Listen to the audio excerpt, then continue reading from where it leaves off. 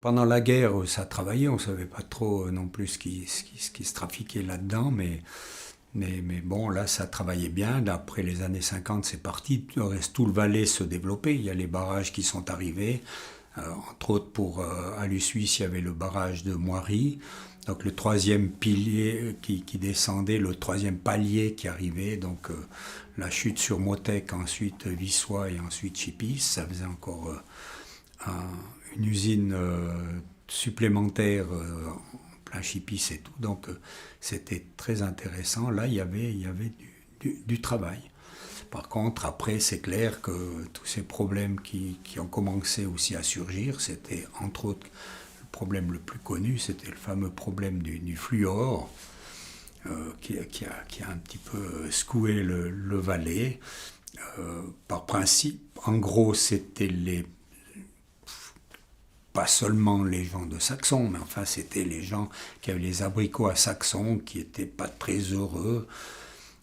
Le fluor, je dois dire que la direction était au début assez réticente de reconnaître.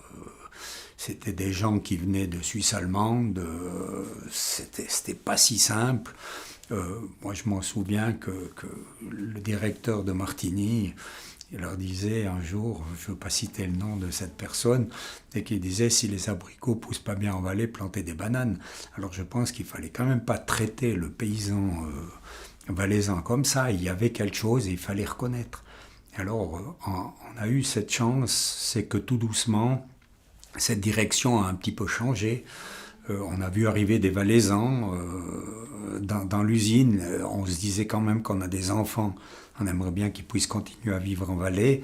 Donc on a abordé le problème de façon différente. Puis on a essayé de trouver les solutions. Avant, paraît-il, il n'y avait pas de solution. Donc résumé, avant, une vache était malade, on achetait la vache, on la tuait, puis c'était terminé. Ou alors on achetait les terrains des gens qui criaient très fort.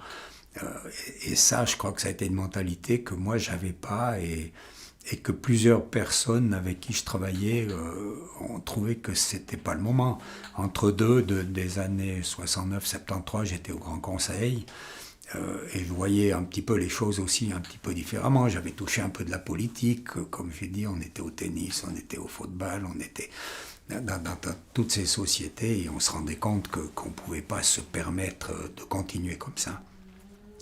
Et là, du reste à l'Ussouis, à ce moment-là, c'était peut-être à la mode, mais ils ont formé un nouveau département qui s'appelait SSE, Santé, Sécurité, Environnement. On avait un médecin d'usine, c'était le docteur Chastonnet, ensuite le docteur Claude Martini, le docteur Ruda. Donc on a commencé à prendre les choses, j'allais dire, au sérieux, de regarder et de parler avec les gens. Euh, et puis ça s'est amélioré, il y a eu aussi des améliorations qui ont été faites au point de vue technique, etc., dans les électrolyses et tout. Donc il y a eu une grande ouverture qui a été faite. Et ça, ce département m'a été proposé. C'était justement au moment où les forces motrices allaient quitter le bateau. Et puis il y avait ce nouveau département qui était assez intéressant, connaissant beaucoup de monde en Valais, étant mêlé dans plusieurs sociétés. Il fallait quand même essayer de trouver le contact. Et ça m'a intéressé.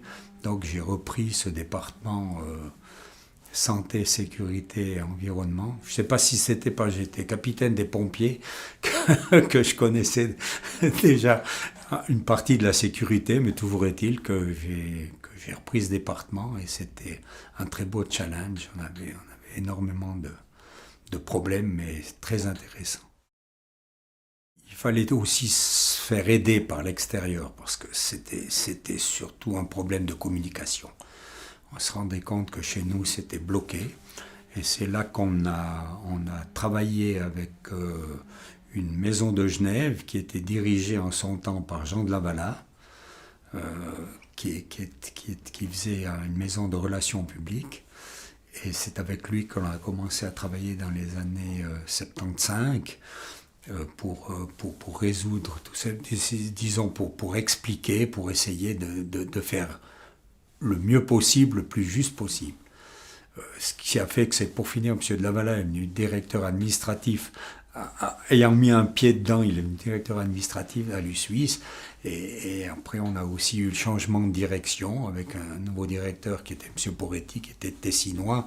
Et là, il y a eu beaucoup de Valaisans qui sont aussi arrivés dans les cadres à l'USuisse, les Lona, les Métraillés, les Savio, Briganti, etc. Donc ça s'est depuis 75 complètement changé, cette mentalité. C'était beaucoup plus agréable pour travailler.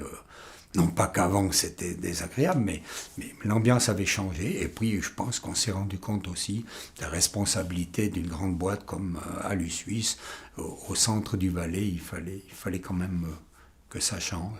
Et ça s'est bien amélioré.